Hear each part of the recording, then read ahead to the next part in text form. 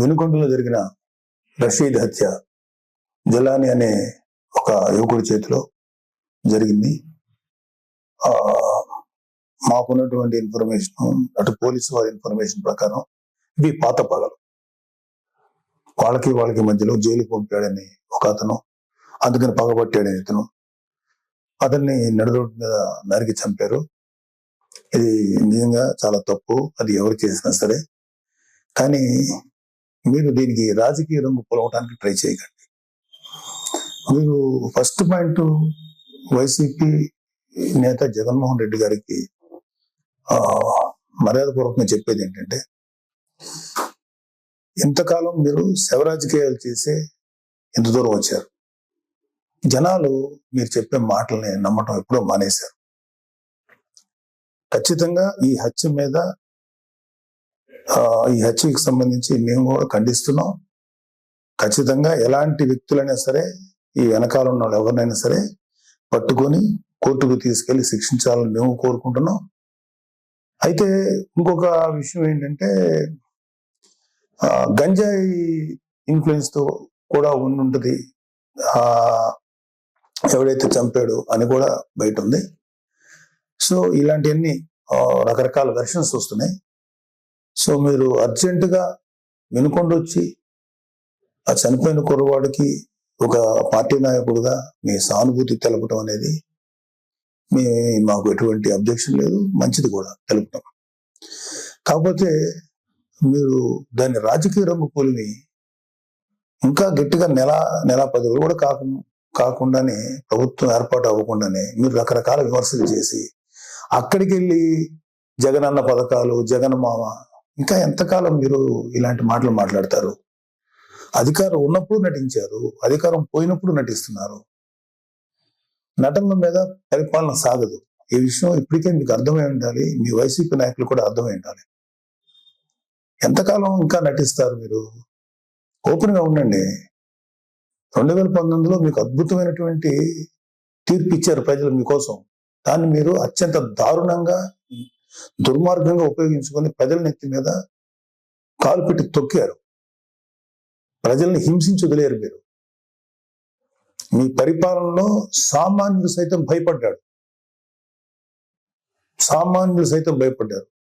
ప్రజల కోసం నిలబడిన కొంతమంది నాయకులు, కొంతమంది కార్యకర్తలు తప్ప ప్రతి ఒక్కరు భయపడ్డారు. ప్రతి వాళ్ళు భయపడ్డారు. మీరు ఇప్పుడు వచ్చేసేసి ఏదో అన్యాయం జరిగిపోయింది, డెఫినెట్ గా ఇది తప్పే, దీన్ని నేను ఖండిస్తున్నాం. కానీ దీనికి రాజకీయ రంగు భూమి, ఈ శవ రాజకీయాలు చేయకండి.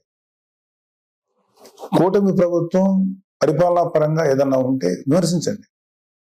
ఇంకా నెల కూడా కాకపోయినా సరే అది చేయలేదు, ఇది చేయలేదు అన్నారు. ఓకే, అది ఎలా చేయాలో మాకు తెలుసు.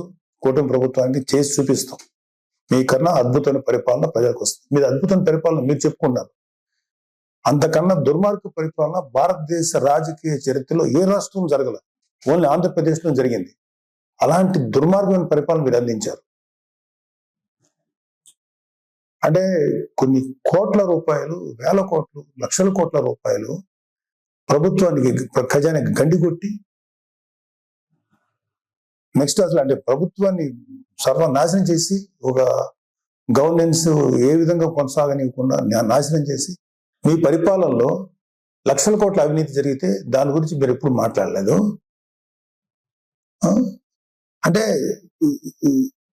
మీరు పెట్టిన బొక్క, అంటే మన రాష్ట్ర ఖజానాకి కనీసం 2-3 మినిమం 4-5 ఏళ్ళు పడుతుంది మినిమం ముందు ఆ బొక్క పుడ్చటానికి. అంత పెద్ద బొక్క పెట్టి వెళ్ళిపోయారు మీరు ఆంధ్రప్రదేశ్ రాష్ట్రానికి. అర్జెంటుగా అది చేయలేదు, ఇది చేయలేదు. నెల రోజులు కూడా కాలేదు స్వామి. 2019లో పరిపాలన మొదలుపెట్టినప్పుడు 6 నెలలు మాట్లాడలేదు. ప్రతిపక్షంలో ఉన్నాం మేము. మీకు అర్జెంటుగా వచ్చేసి అది చేయలేదు, ఇది చేయలేదు. చేస్తారు, ప్రతిదీ చేస్తుంది కూటమి ప్రభుత్వం, ప్రతిదీ చేస్తుంది. చంద్రబాబు నాయుడు గారు కానీ, పవన్ కళ్యాణ్ గారు కానీ నిబద్ధత ఉన్న మనుషులు. ఎలా చేయాలో అలా చేస్తారు. ప్రజలకు ఎంత మంచి చేయాలో చేసి తీరుతారు. మీలాగా పర్ఫార్మెన్స్ లో దొంగ మాటలు చెప్పి తప్పించుకునే వ్యక్తులు కాదు, గుర్తుపెట్టుకోండి.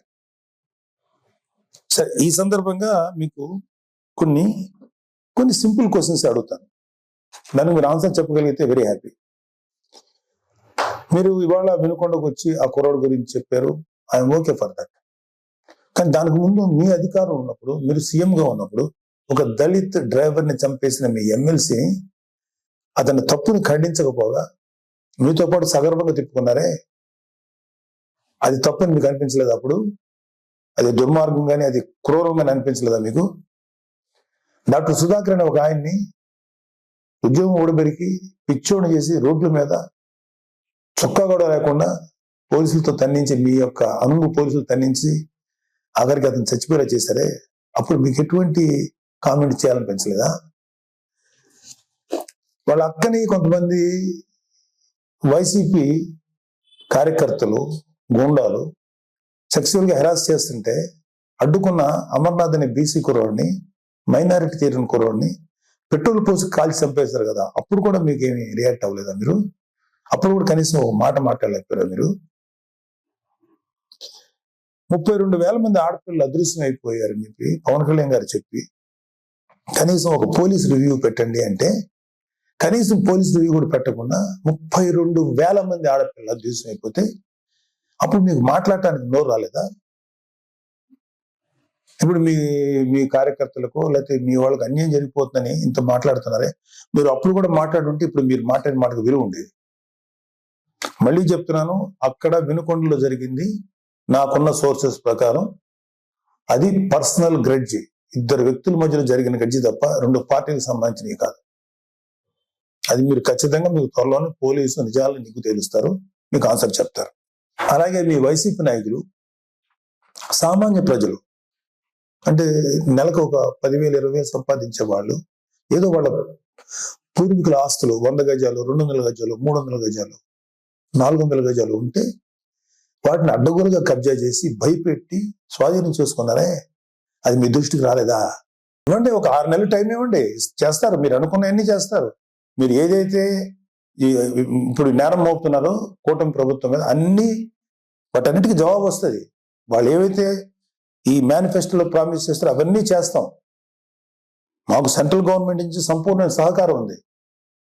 మీలాగా కేసుల విషయంలో ఈ రాష్ట్రానికి సంబంధించిన ఇష్యూస్ అని చెప్పి మీ పర్సనల్ కేసుల గురించి సెంట్రల్ గవర్నమెంట్ దగ్గరికి వెళ్ళి మాట్లాడిన వ్యక్తులు కాదు ఇక్కడ. పవన్ కళ్యాణ్ గారు కానీ చంద్రబాబు నాయుడు గారు కానీ రాష్ట్రానికి మంచి నిధులు రప్పించి ప్రజల కోసం బాగు చేద్దామని, ప్రజల జీవితాలు బాగు చేద్దాం ఉన్నారు.